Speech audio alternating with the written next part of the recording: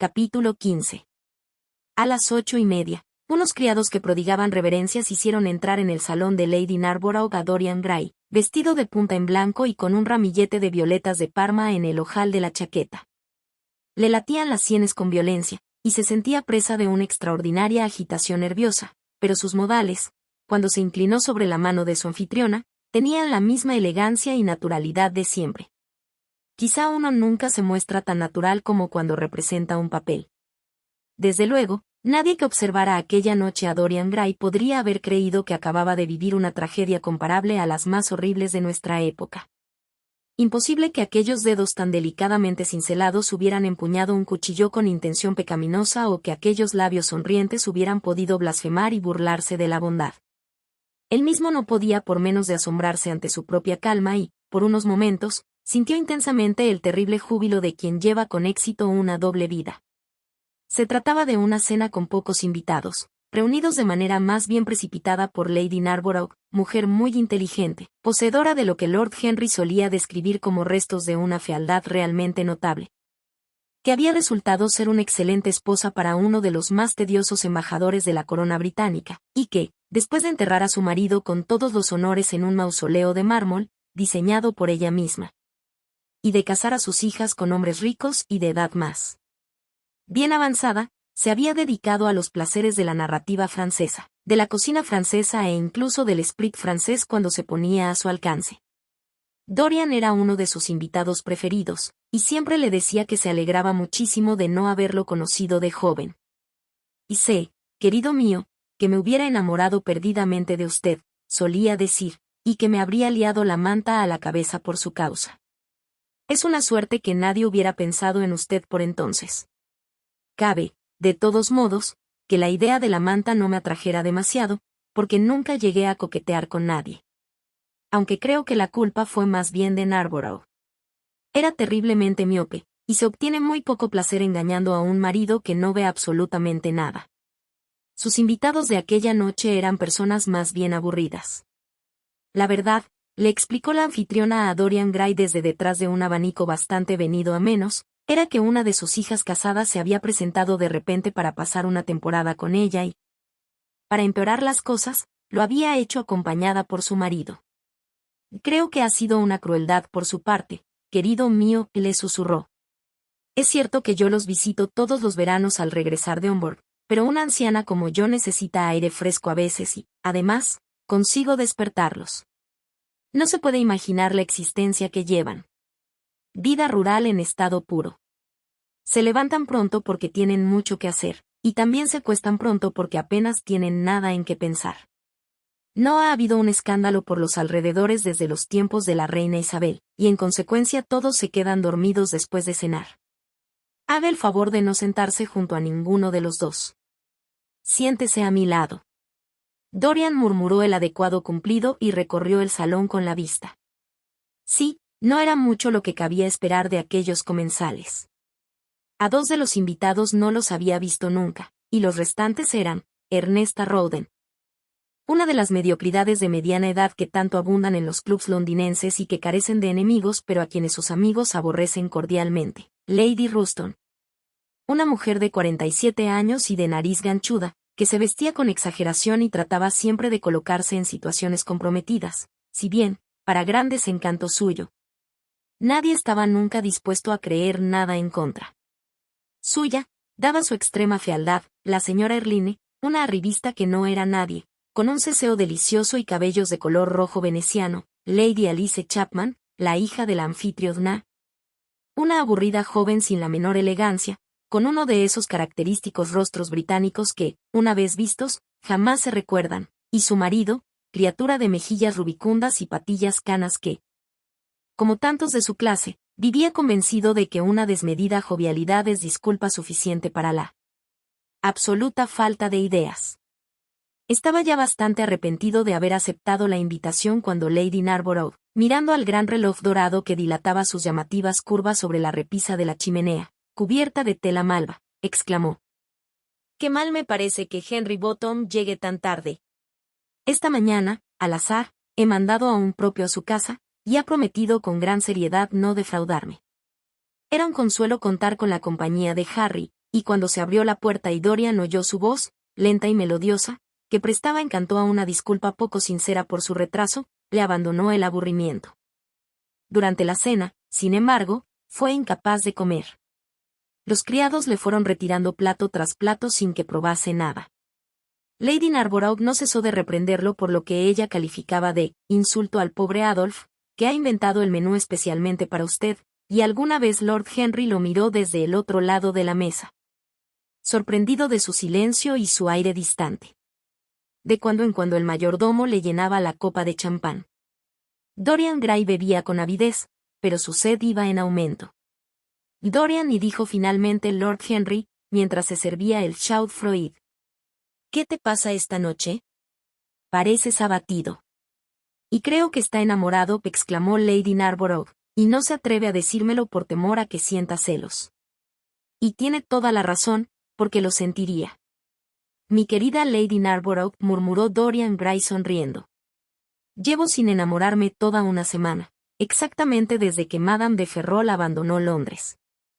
¿Cómo es posible que los hombres se enamoren de esa mujer?, exclamó la anciana señora. Es algo que no consigo entender. Se debe sencillamente a que Madame de Ferrol se acuerda de la época en que usted no era más que una niña, Lady Narborough, dijo Lord Henry. Es el único eslabón entre nosotros y los trajes cortos de usted. Y no se acuerda en absoluto de mis trajes cortos, Lord Henry. Pero yo la recuerdo perfectamente en Viena hace 30 años, así como los escotes que llevaba por entonces. Sigue siendo partidaria de los escotes, respondió Lord Henry, cogiendo una aceituna con los dedos, y cuando lleva un vestido muy elegante parece una edición deluxe de una mala novela francesa. Es realmente maravillosa y siempre depara sorpresas. Su capacidad para el afecto familiar es extraordinaria.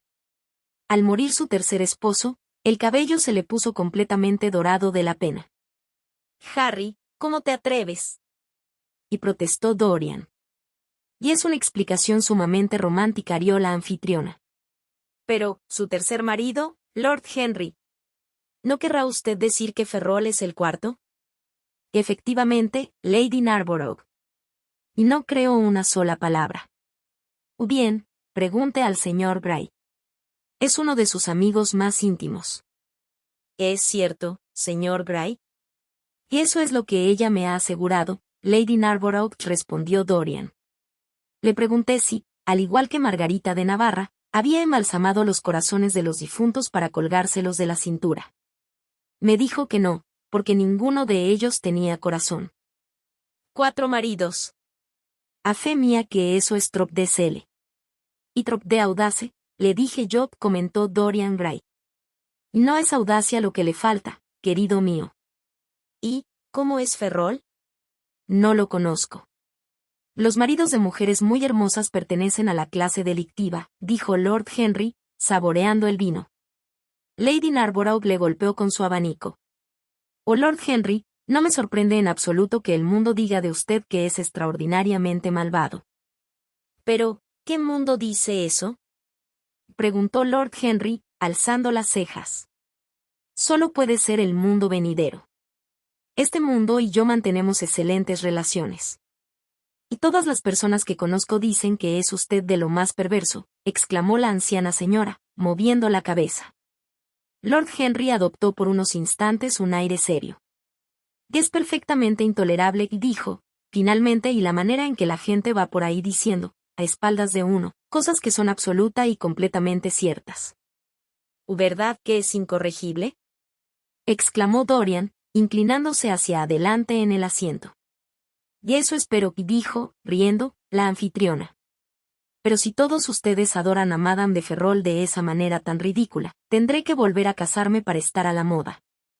¿Y nunca volverá usted a casarse, Lady Narborough?, intervino Lord Henry. Era usted demasiado feliz. Cuando una mujer vuelve a casarse es porque detestaba a su primer marido. Cuando un hombre vuelve a casarse es porque adoraba a su primera mujer. Las mujeres prueban suerte.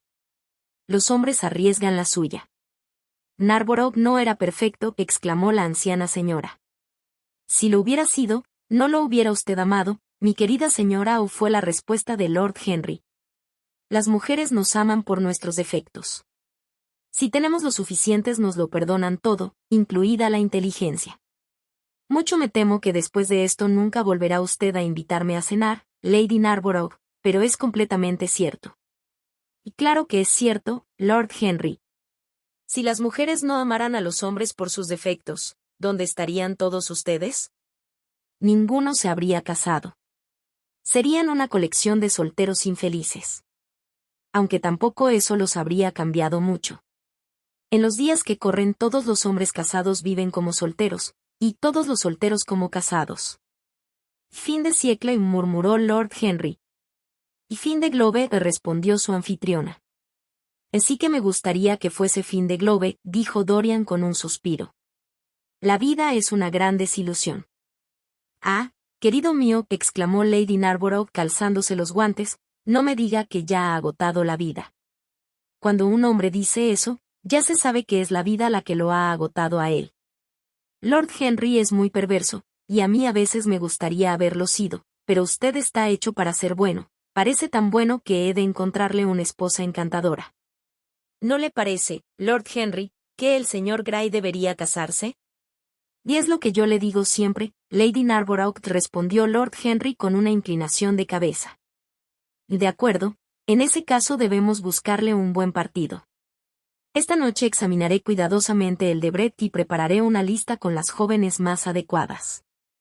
Sin olvidar la edad de las candidatas, Lady Narborough, preguntó Dorian. Sin olvidar la edad, por supuesto, aunque ligeramente revisada. Pero no debe hacerse nada con prisas. Quiero que sea lo que The Morning Post llama un enlace conveniente, y que los dos sean felices. ¿Qué cosas tan absurdas dice la gente sobre los matrimonios felices?, exclamó Lord Henry. Un hombre puede ser feliz con una mujer siempre que no la quiera. Ah, qué cinismo el suyo. Y dijo la anciana señora, empujando la silla hacia atrás y haciendo un gesto con la cabeza a Lady Ruston. Tiene que volver muy pronto a cenar conmigo. Es usted realmente un tónico admirable, mucho mejor que lo que Sir Andrew me receta. Ha de decirme con qué personas le gustaría encontrarse. Deseo que sea una velada absolutamente deliciosa. Me gustan los hombres con futuro y las mujeres con pasado, respondió Lord Henry. ¿O cree que sería demasiado grande el desequilibrio? Mucho me temo, y dijo ella riendo, mientras se ponía en pie. Mil perdones, mi querida Lady Ruston, añadió al instante. Veo que no ha terminado usted su cigarrillo. Y no se preocupe, Lady Narborough. Fumo demasiado. Tengo intención de hacerlo menos en el futuro. Y no lo haga, se lo ruego, Lady Ruston, intervino Lord Henry. La moderación es una virtud muy perniciosa. Bastante es tan malo como una comida. Demasiado, tan bueno como un festín. Lady Ruston lo miró con curiosidad. Y tendrá usted que venir y explicármelo alguna tarde, Lord Henry. Parece una teoría fascinante, murmuró mientras abandonaba la habitación. Por favor, caballeros, no se queden ustedes demasiado tiempo hablando de política y de escándalos, exclamó Lady Narborough desde la puerta. Si lo hacen, acabaremos peleándonos en el piso de arriba. Los varones rieron, y el señor Chapman se levantó solemnemente del fondo de la mesa y pasó a ocupar la cabecera. Dorian Gray también cambió de sitio y fue a colocarse junto a Lord Henry. El señor Chapman empezó a hablar, alzando mucho la voz, sobre la situación en la Cámara de los Comunes, riéndose de sus adversarios. La palabra doctrinaire, un vocablo que inspira terror a las mentes británicas, reaparecía de cuando en cuando entre sus explosiones de carcajadas. Un prefijo aliterativo servía como ornamento a su elocuencia, mientras alzaba la bandera del imperio sobre los pináculos del pensamiento. La estupidez innata de la raza, él lo llamaba jovialmente el buen sentido común inglés, se ofreció a los presentes como el baluarte que la sociedad necesitaba.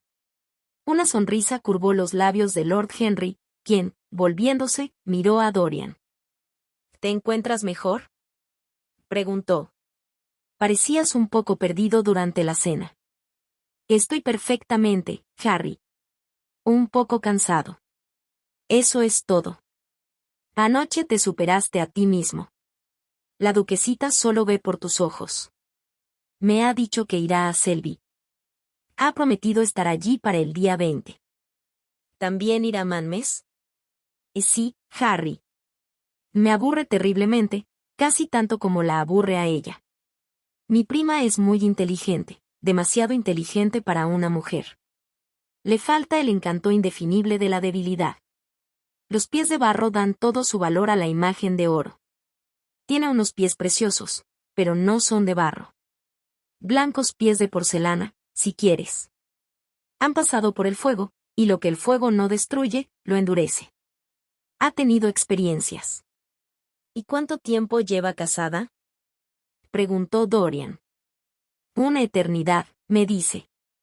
Según el libro nobiliario, creo que 10 años, pero 10 años con Manmes pueden ser una eternidad e incluso un poco más. ¿Quiénes son los otros invitados? Y los Willoughby, Lord Rugby y su esposa, nuestra anfitriona, Geoffrey Clouston, los habituales. Le he pedido a Lord Grotrian que vaya.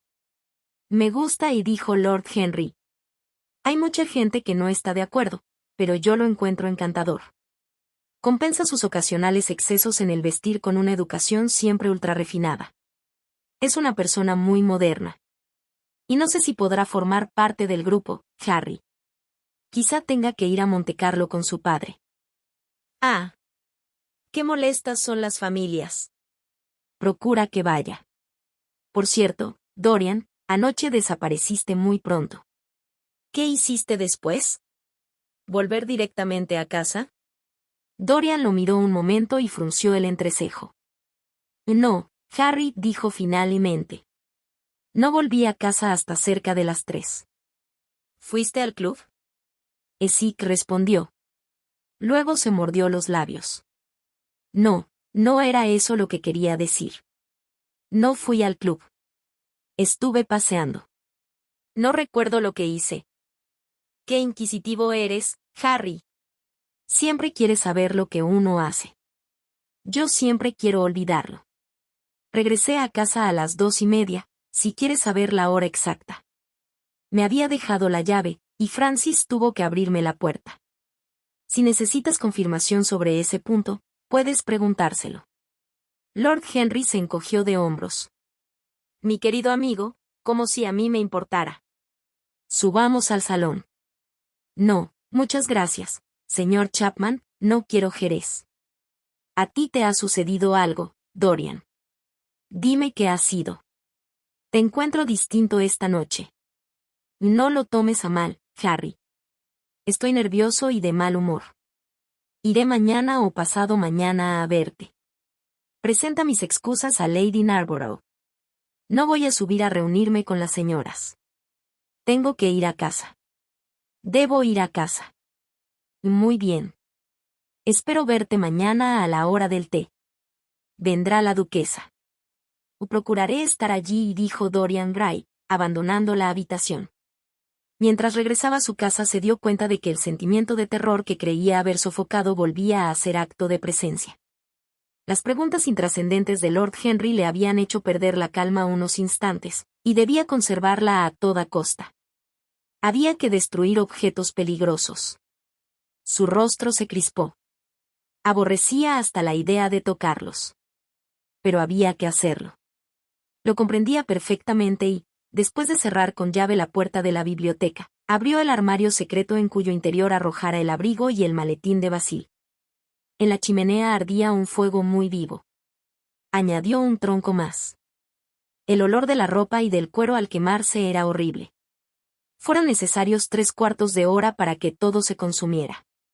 Al acabar se sentía débil y mareado y, después de quemar algunas pastillas argelinas en un pebetero de cobre, se mojó las manos y la frente con vinagre aromatizado al almizcle. De repente tuvo un sobresalto. Sus ojos se iluminaron extrañamente y empezó a mordisquearse el labio inferior. Entre 2 de las ventanas de la biblioteca había un voluminoso vargueño florentino de caoba, con incrustaciones de marfil y lapislázuli. Lo contempló como si fuera algo terrible y fascinante al mismo tiempo, como si contuviera algo que anhelaba y que, sin embargo, casi aborrecía. Su respiración se aceleró. Un deseo furioso se apoderó de él. Encendió un cigarrillo que tiró instantes después. Dejó caer los párpados hasta que las largas pestañas casi le tocaban la mejilla. pero seguía mirando al vargueño. Finalmente se levantó del sofá donde había estado tumbado, se acercó a él y, después de descorrer el pestillo, tocó un resorte escondido. Lentamente apareció un cajón triangular. Sus dedos se movieron instintivamente hacia su interior y se apoderaron de algo. Era una cajita china de laca negra recubierta de polvo de oro, delicadamente trabajada. Sus paredes estaban decoradas con sinuosas ondulaciones. Y de los cordoncillos de seda colgaban cristales redondos y borlas tejidas con hilos metálicos. Dorian Gray la abrió. Dentro había una pasta verde que tenía el brillo de la cera y que desprendía un olor peculiar, denso y persistente. Vaciló unos momentos, con una extraña sonrisa inmóvil en el rostro. Luego, tiritando, aunque en la biblioteca hacía muchísimo calor, se irguió y miró el reloj. Faltaban 20 minutos para las 12.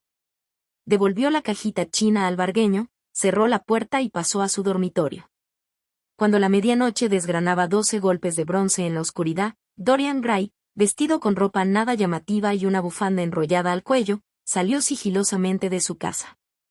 En Bond Street encontró un coche de punto con un buen caballo.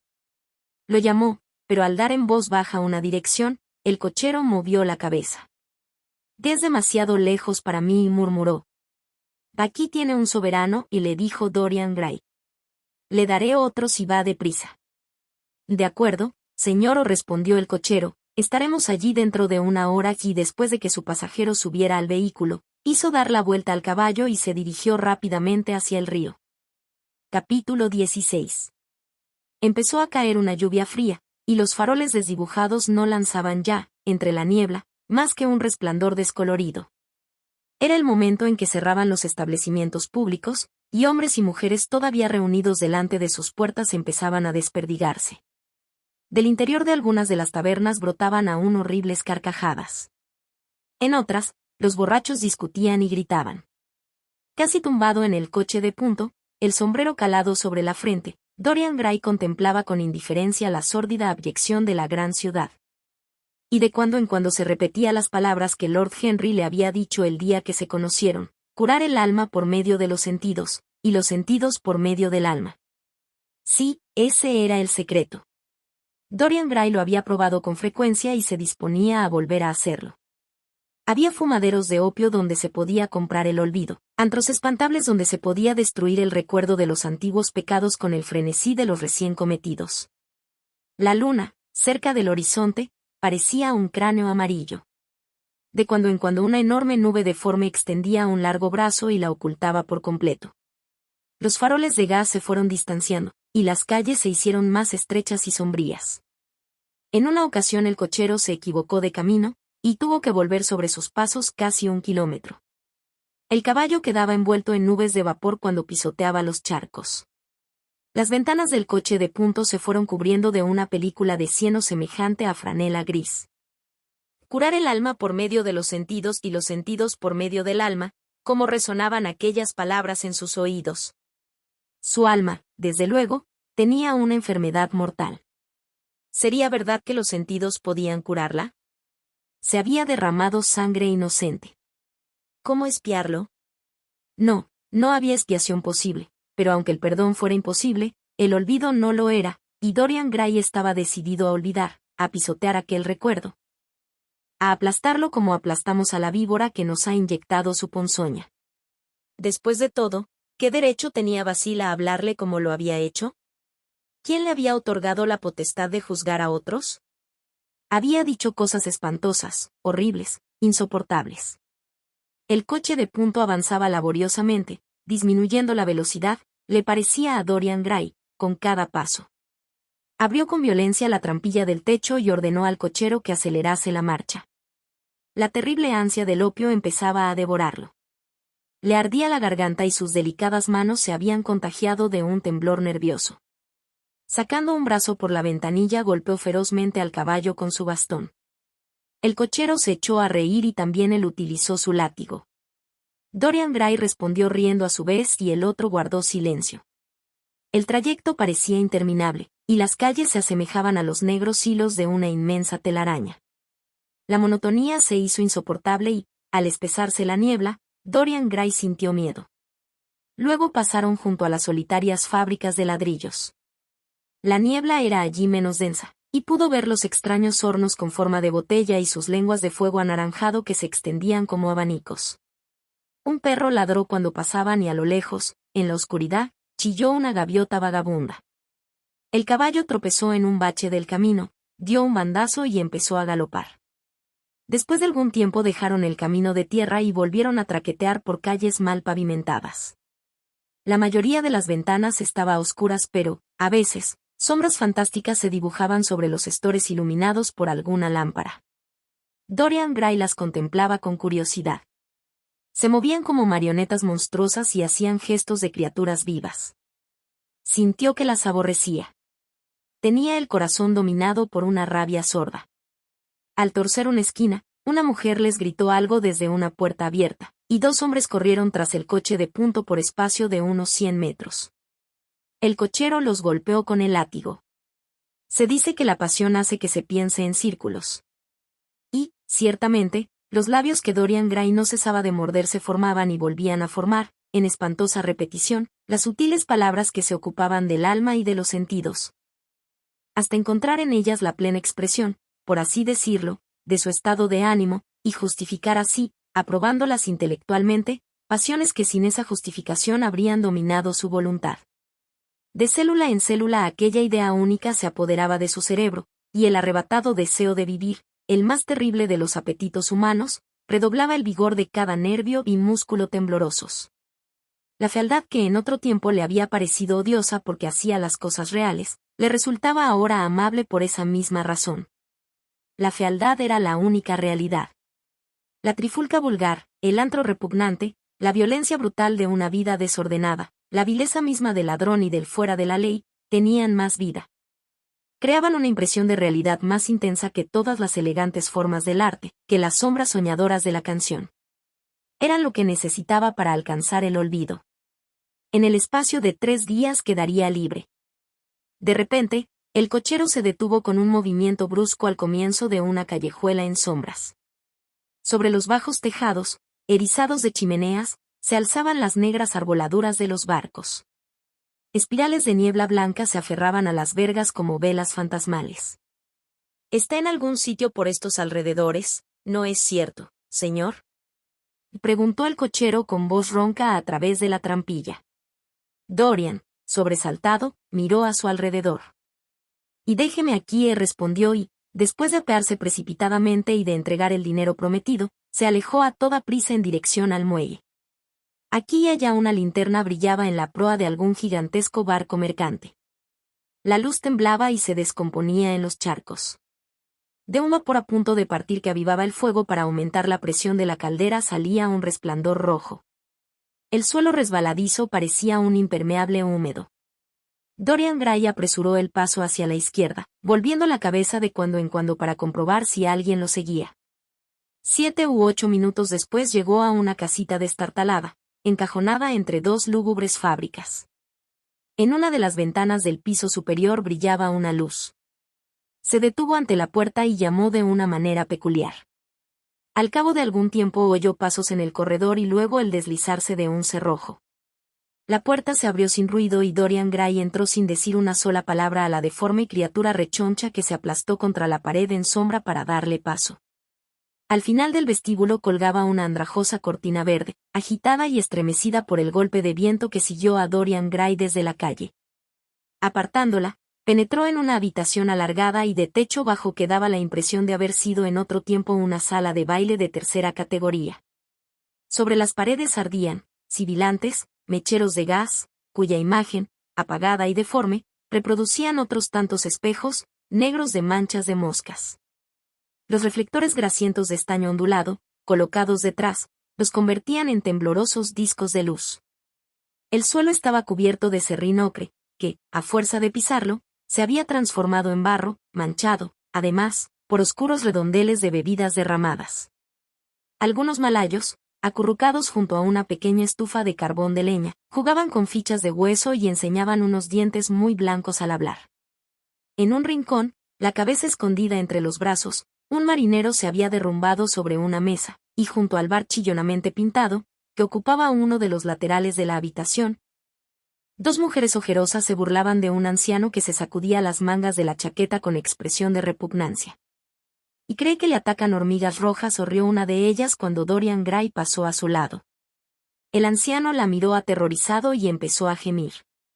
Al fondo de la habitación, una escalerita conducía a una habitación oscura. Mientras Dorian se apresuraba a ascender los 3 desvencijados escalones, el denso olor del opio le asaltó. Respiró hondo y las aletas de la nariz se le estremecieron de placer. Al entrar, un joven de lisos cabellos rubios que, inclinado sobre una lámpara, encendía una larga pipa muy fina, miró en su dirección y le saludó, titubeante, con una inclinación de cabeza. ¿Tú aquí, Adrián?, murmuró Dorian. ¿Dónde quieres que esté?, respondió el otro apáticamente. Todos mis amigos me han retirado el saludo. Creía que habías dejado Inglaterra. Darlington no hará nada contra mí. Mi hermano acabó por pagar la deuda. George tampoco me dirige la palabra. Me tiene sin cuidado, añadió con un suspiro. Mientras esto no falte, no se necesitan amigos. Creo que tenía demasiados. El rostro de Dorian Gray se crispó un instante. Luego contempló las grotescas figuras que yacían sobre los mugrientos colchones en extrañas posturas. Los miembros contorsionados, las bocas abiertas, las miradas perdidas y los ojos vidriosos le fascinaban. Sabía en qué extraños paraísos se dedicaban al sufrimiento y qué tristes infiernos les enseñaban el secreto de alguna nueva alegría. Eran más afortunados que él, prisionero de sus pensamientos. La memoria, como una horrible enfermedad, le devoraba el alma. De cuando en cuando le parecía ver los ojos de Basil Hallward que lo miraban. Comprendió, sin embargo, que no podía quedarse allí. La presencia de Adrián Singleton le perturbaba. Quería estar en un lugar donde nadie supiera quién era. Quería huir de sí mismo. Me voy al otro sitio, dijo, después de una pausa. ¿Y en el muelle? Sí. Esa gata loca estará allí con toda seguridad. Aquí ya no la admiten. Dorian se encogió de hombros. Estoy harto de mujeres que me quieren. Las mujeres que odian son mucho más interesantes. Además, la mercancía es allí mejor. Más o menos la misma cosa. Y yo la prefiero. Ven a beber algo. Necesito una copa. No quiero nada, murmuró el joven. Da lo mismo. Adrián Singleton se levantó con aire cansado y siguió a Dorian Gray hasta el bar. Un mulato, con un turbante hecho jirones y un largo abrigo mugriento, les obsequió con una mueca espantosa a manera de saludo mientras colocaba ante ellos una botella de brandy y 2 vasos. Las mujeres se acercaron y empezaron a parlotear. Dorian les volvió la espalda y dijo algo en voz baja a su acompañante. Una sonrisa tan retorcida como un crismalayo se paseó por el rostro de una de las mujeres. ¡Qué orgullosos estamos esta noche!, fueron sus burlonas palabras. Por el amor de Dios, no me dirijas la palabra, exclamó Dorian, golpeando el suelo con el pie. ¿Qué es lo que quieres? ¿Dinero? Aquí lo tienes. Pero no vuelvas a dirigirme la palabra. En los ojos de la mujer, embrutecidos por el alcohol, aparecieron por un momento 2 destellos rojos, pero volvieron a apagarse enseguida, dejándolos otra vez muertos y vidriosos. Luego sacudió la cabeza y con dedos avarientos recogió las monedas del mostrador. Su compañera la contempló con envidia. Es inútil, suspiró a Adrián Singleton. No tengo ganas de volver. ¿Qué más da? Estoy muy bien aquí. Me escribirás si necesitas algo, ¿de acuerdo? Y dijo Dorian después de una pausa. Y quizá. Buenas noches, entonces. Buenas noches, respondió el joven, volviendo a subir los escalones mientras se limpiaba la boca reseca con un pañuelo. Dorian se dirigió hacia la puerta con una expresión dolorida en el rostro. Cuando apartaba la cortina verde, una risa espantosa salió de los labios pintados de la mujer que había recogido las monedas. Ahí va el protegido del diablo, exclamó con voz ronca entre 2 ataques de hipo. Maldita seas, respondió Dorian, no me llames eso. La mujer chasqueó los dedos. Príncipe Azul es lo que te gusta que te llamen, ¿no es eso? Le gritó mientras salía. El marinero adormilado se levantó de un salto al oír a la mujer, y miró con ojos enloquecidos a su alrededor. El sonido de la puerta al cerrarse llegó hasta sus oídos, y salió precipitadamente, como en persecución de alguien. Dorian Gray avanzaba a buen paso por el muelle sin importarle la lluvia. Su encuentro con Adrian Singleton le había emocionado extrañamente, y se preguntaba si aquel desastre era responsabilidad suya, tal como Basil Hallward le había dicho de manera tan insultante.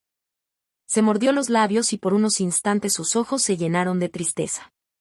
Aunque, después de todo, ¿a él qué más le daba? La vida es demasiado corta para cargar con el peso de los errores ajenos. Cada persona gastaba su propia vida y pagaba su precio por vivirla. Lo único lamentable era que por una sola falta hubiera que pagar tantas veces.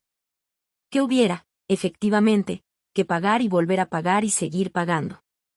En sus tratos con los seres humanos, el destino nunca cerraba las cuentas. Hay momentos, nos dicen los psicólogos, en los que la pasión por el pecado, o por lo que el mundo llama pecado, domina hasta tal punto nuestro ser, que todas las fibras del cuerpo, al igual que las células del cerebro, no son más que instinto con espantosos impulsos. En tales momentos hombres y mujeres dejan de ser libres. Se dirigen hacia su terrible objetivo como autómatas. Pierden la capacidad de elección, y la conciencia queda aplastada o, si vive, lo hace para llenar de fascinación la rebeldía y dar encanto a la desobediencia. Cuando aquel espíritu poderoso, aquella perversa estrella de la mañana cayó del cielo, lo hizo como rebelde. Insensible, sin otra meta que el mal, contaminado el espíritu y el alma hambrienta de rebeldía, Dorian Gray se apresuró, acelerando el paso a medida que avanzaba.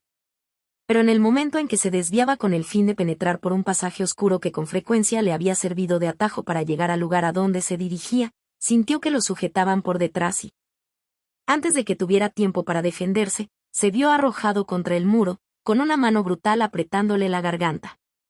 Luchó desesperadamente y, con un terrible esfuerzo, logró librarse de la creciente presión de los dedos. Pero un segundo después oyó el chasquido de un revólver y vio el brillo de un cañón que le apuntaba directamente a la cabeza, así como la silueta imprecisa del individuo bajo y robusto que le hacía frente. ¿Y qué quiere? Jadeó. Estése quieto, y dijo el otro. Si se mueve, disparo. Ha perdido el juicio.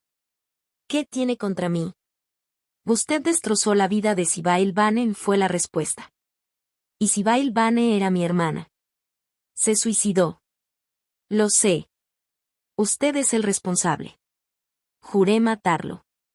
Llevo años buscándolo. No tenía ninguna pista ni el menor rastro. Las dos personas que podían darme una descripción suya han muerto.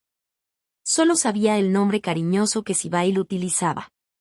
Hace un momento lo he oído por casualidad. Póngase a bien con Dios, porque va a morir esta noche. Dorian Gray se sintió enfermar de miedo. No sé de qué me habla, tartamudeó. Nunca he oído ese nombre. Está usted loco. Más le vale confesar su pecado, porque va a morir, tan cierto como que me llamo James Vane. Durante un terrible momento, Dorian no supo qué hacer ni qué decir. De rodillas. Y gruñó su agresor. Le doy un minuto para que se arrepienta, nada más. Me embarco para la India, pero antes he de cumplir mi promesa. Un minuto. Eso es todo. Dorian dejó caer los brazos. Paralizado por el terror, no sabía qué hacer. De repente se le pasó por la cabeza una loca esperanza. Espere, y exclamó. ¿Cuánto hace que murió su hermana? Deprisa, dígamelo. 18 años, respondió el marinero. ¿Por qué me lo pregunta? ¿Qué importancia tiene? 18 años, surrió Dorian Gray, con acento triunfal en la voz. 18 años. Lléveme bajo la luz y míreme la cara. James Vane vaciló un momento, sin entender de qué se trataba. Luego sujetó a Dorian Gray para sacarlo de los soportales. Si bien la luz, por la violencia del viento, era débil y temblorosa, le permitió de todos modos comprobar el espantoso error que, al parecer, había cometido. porque el rostro de su víctima poseía todo el frescor de la adolescencia, la pureza sin mancha de la juventud. Apenas parecía superar las 20 primaveras, la edad que tenía su hermana, si es que llegaba, cuando él se embarcó por vez primera, hacía ya tantos años. Sin duda no era aquel el hombre que había destrozado la vida de Cibáil. James Vane aflojó la presión de la mano y dio un paso atrás. «Dios mío», exclamó. Y me disponía a matarlo. Dorian Gray respiró hondamente. «Ha estado usted a punto de cometer una terrible equivocación», y dijo, mirándolo con severidad. «Que le sirva de escarmiento para no tomarse la justicia por su mano». «Perdóneme», murmuró el otro. Estaba equivocado. Una palabra oída en ese maldito antro ha hecho que me confundiera. Será mejor que vuelva a casa y abandone esa arma. De lo contrario, tendrá problemas, y dijo Dorian Gray, dándose la vuelta y alejándose lentamente calle abajo. James Vane, horrorizado, inmóvil en mitad de la calzada, empezó a temblar de pies a cabeza. Poco después, una sombra oscura que se había ido acercando sigilosamente pegada a la pared, salió a la luz y se le acercó con pasos furtivos. El marinero sintió una mano en el brazo y se volvió a mirar sobresaltado. Era una de las mujeres que bebían en el bar. «¿Por qué no lo has matado?», y le susurró, acercando mucho el rostro ojeroso al de James. «Me di cuenta de que lo seguías cuando saliste corriendo de casa de Daly». «Pobre imbécil. Tendrías que haberlo matado. Tiene mucho dinero y es lo peor de lo peor». «Y no es el hombre que busco», respondió James Vane, «y no me interesa el dinero de nadie. Quiero una vida. Quien yo busco anda cerca de los 40. Ese que he dejado ir es poco más que un niño. Gracias a Dios no me he manchado las manos con su sangre». La mujer dejó escapar una risa amarga. «¿Y poco más que un niño?», repitió con voz burlona. «Pobrecito mío, hace casi 18 años que el príncipe azul hizo de mí lo que soy». «Mientes», exclamó el marinero. La mujer levantó los brazos al cielo. «Juro ante Dios que te digo la verdad», exclamó. «¿Ante Dios?». «Que me quede muda si no es cierto. Es el peor de toda la canalla que viene por aquí. Dicen que vendió el alma al diablo por una cara bonita. Hace casi 18 años que lo conozco. No ha cambiado mucho desde entonces. Yo, en cambio, sigo», añadió con una horrible mueca. «¿Me juras que es cierto?». «Lo juro», y las dos palabras salieron como un eco ronco de su boca hundida. «Pero no le digas que lo he denunciado», y gimió. «Le tengo miedo. Dame algo para pagarme una cama esta noche». James Vane se apartó de ella con una imprecación y corrió hasta la esquina de la calle, pero Dorian Gray había desaparecido. Cuando volvió la vista, tampoco encontró a la mujer.